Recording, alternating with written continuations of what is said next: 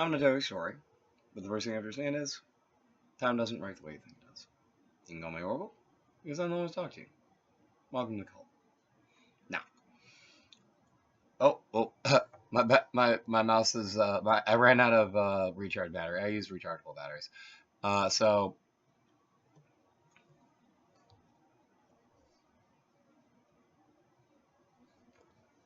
all right, College Sutra, Part 3, Chapter 4. About things to be done only by the man and the acquisition of the girl thereby. Also, what is to be done by a girl to gain over a man and subject him to her. Now, when the girl begins to show her love by outward signs and motions, as described in the last chapter, the lover should try to gain over her entirely by various ways and means, such as the following. When engaged with her in any game or sport, he should intentionally hold her hand. He should practice upon her the various kinds of embraces, such as the touching embrace and the others already described in a preceding chapter. Part 2, Chapter 2. He should show her a pair of human beings cutouts of the leaf of a tree and such like things at intervals. Show her puppets, yo. Ladies love puppets. When engaged in water sports, no, don't think that. You should dive at a distance from her and come up close to her. See, that's what I'm talking about. You should show any. Please ignore that I said that, by the way. He should show an increased liking for the new foliage and the trees and such things. I'm not sure I can endorse the Kama Sutra. Endorsing leaf peeping, but it's there, and I'm going to move on. I think I might need to put a content warning leaf peeping in there. That's messed up. You can laugh at me if you will, but I, from New England, leaf peepers don't feel validated by the Kama Sutra. There are things I already disagree with about in here, though there's plenty I do agree with. There's plenty I disagree. Especially that brings up leaf peeping. Ugh.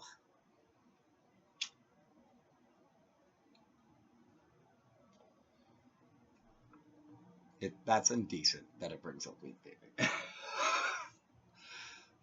This is a hill I will die on, folks. Anyway, all right. Anyway, no, actually, in fairness, leaf peeping is great for tourism. I'm actually just I'm gonna leave it at that. It's great for tourism. That's probably why I hate it so much, and I'm gonna just like accept that it has its place in the world, no matter how much I dislike it. I guess the Kama Sutra actually. Oh my god, I feel broken inside. I feel the Kama Sutra endorses leaf peeping. Oh my god, I'm not sure I can actually handle that. Oh my god. Oh my god, I never thought something like this could break me. Alright. I'm cool. I'm cool. I'm cool. I'm cool. I'm fine. I swear I'm fine. I swear I'm fine. Alright. Anyway.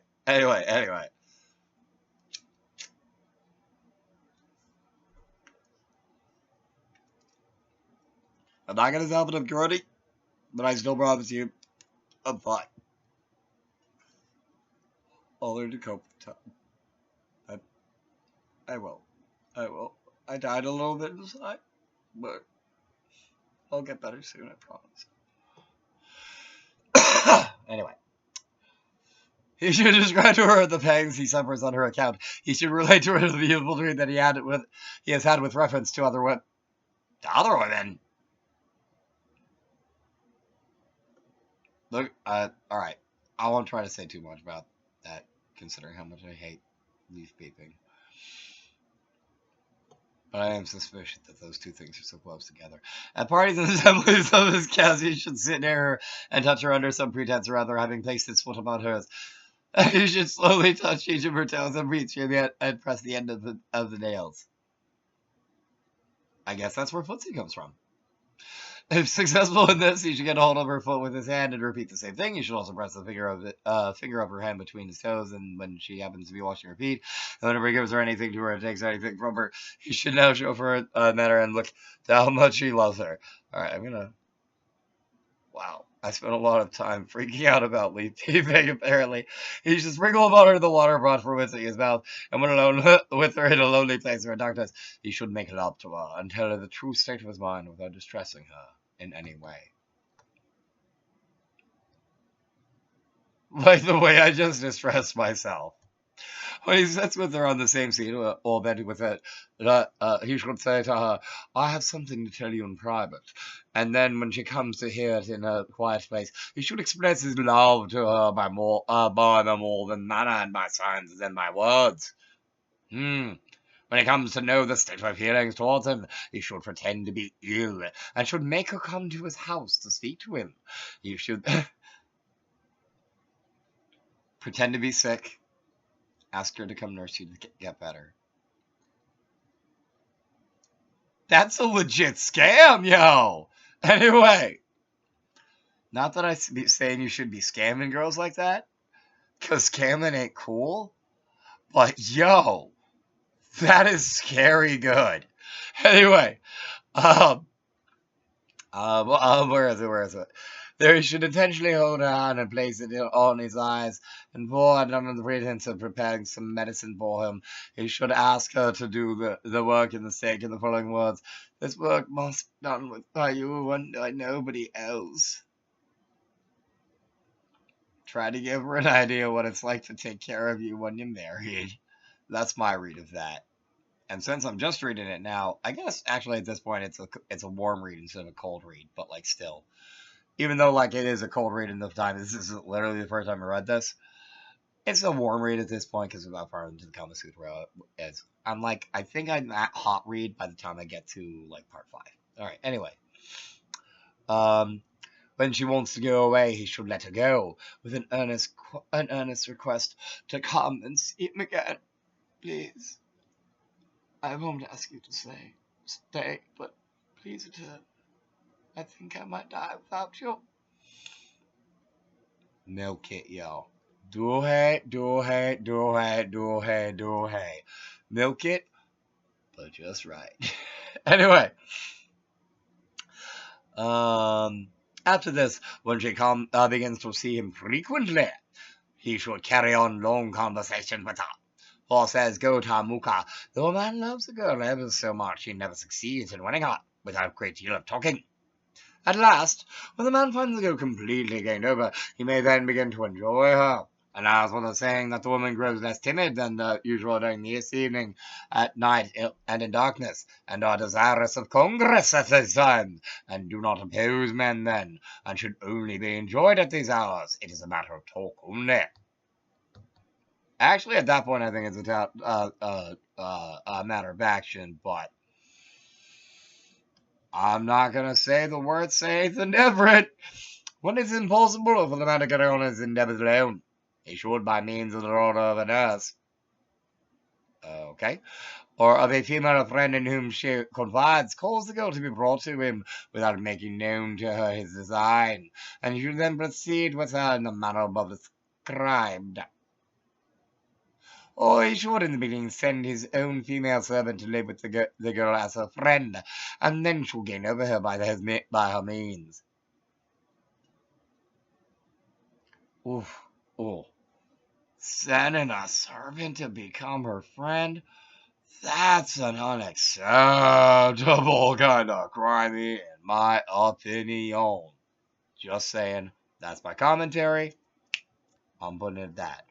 At last, when he knows the state of the feeling by outward manner, and conduct toward him religious ceremonies, marriage ceremonies, fairs, festivals, theatres, public assemblies, and such like occasions, he should begin to enjoy her when she is alone, for Vatsayana lays it down. Oh, apparently Vatsayana lays it down, that women, when resorted to at proper times and in proper places, do not turn away from their lovers. Women, when resorted to, At proper times and in proper places, do not turn away from their lovers. It seems Vatsiana lays down something not unreasonable to me. Again, that be my commentary. Anyway, when a girl possessed of good qualities and well bred, though born in a humble family or destitute of wealth and not therefore desired by who equals on health and God, one deprived by offense, but observing the rules of family casual which will be okay, 10 minutes. Good. 10 minutes is great. All right, fantastic. All right, cool. I'm gonna finish this. Yes. All right, oh my, where are we? Think about it, matters when she comes of age, such a girl should endeavor to gain over a strong and good-looking young man, a person whom she thinks would marry on account of the weakness of his mind, and even without the consent of his parents. Okay. Oh, right. Male consented parents. That's a thing in there. That's a thing there. I keep forgetting stuff like that. All right, now she shall do this by such means as would and although I think this might be endorsing like a woman who's like poor to like find someone who's mentally disabled and marry him. And whoa, holy smoke! If I'm right that that's what that means, what the actual everything? Good lord! Now, she shall do this by such means as would endear her to the said person, as well as by frequently seeing and meeting him. Her mother also should constantly cause them to meet by means of her female friends and the daughter of her nurse. The girl herself should try to get alone with her beloved in some quiet place, and at all times should give him flowers, petal nuts, petal leaves, and perfumes. She should also show her skill in the practice of the arts, in shampooing and scratching and impressing the nails. She should also talk to him on the subject that he likes best, and discuss with him the ways and means of gaining over and winning the affections of a girl. Don't authors say that although the girl loves the man ever so much, she should not offer herself or make first overtures. That is something that drives me nuts on a personal note, that like it is cultural in every culture for women to not make the first move. And I get it, but I'm tired to the point of boredom of it, honestly. It's like, yes, they're all expected to not make the first move. But like, aren't they bored of not making the first move? Like, seriously. I get it. I get it. I get it so much I've gotten like completely bored. And I might not get over how bored I am of it. I'm not gonna lie. Anyway, a girl who does this loses her dignity. I disagree. I think it actually takes a lot of dignity for her to move first, and that is part of why this irritates me so much. And is liable to be scorned and rejected. Okay. Yes, it puts the girl in the position of the guy. Yes, and that's the entire point. Unfortunately, that means the girl gets in the position of being the one being rejected on the first move. That is literally what that means. And maybe that's why it doesn't happen. I don't know. But when the man shows his wish to enjoy her, and she should be favorable to him, and should now show no change in the demeanor when he embraces her, and should receive all the manifestations of his love as if she were ignorant of the state of his mind. But when he tries to kiss her, she should oppose him. When he begs to be allowed to have sexual intercourse with her, she should let him touch her private parts only and with considerable difficulty. Kama Sutra is apparently the source of playing hard to get. When he begs to be allowed to have and though importuned by him, she should not yield herself up to him as if to of her own accord, but should resist his attempts to have her. It is only, moreover, when she is certain that she is truly loved, that her lover is indeed devoted to her, and will not change his mind, that she should then give herself up to him, and persuade him to marry her quickly. After losing her virginity, she should tell her confidential friends about it. That can really screw over some girls, actually. So, alright. 1. Playing hard to get. If they know you're playing, That can be actually fun. But otherwise, if they don't know you get it, if they don't know, you're literally kicking them to the curb. I'm just putting that out there. And here end the adverts of the girl to get over a man. There are also some bets on the subject as well. The girl is sought after should marry the man she likes and whom she thinks she would be obedient to her and capable of giving her pleasure. But when from the desirable wealth a girl is married by her parents to a rich man without taking into consideration the character or looks of the bridegroom, and when given to a man who has several wives, she never becomes attached to the man, and even though he be endowed with good qualities, obedient to her will, active, strong, healthy, and anxious to please her in every way. What? A husband who is obedient but yet master of himself, though he be poor and not good looking, is better than one who is common to many women, though even though he be handsome and attractive. The wives of rich men, where there are many wives and not generally attached to their husbands, and are not confidential with them, and even though they possess all the external enjoyments of life, still have recourse to other men. A man who is of low mind, who has fallen from his social position, and who is given to traveling, does not deserve to be married. I think that might be prejudice against people traveling and cheating, which is understandable, but I disagree with.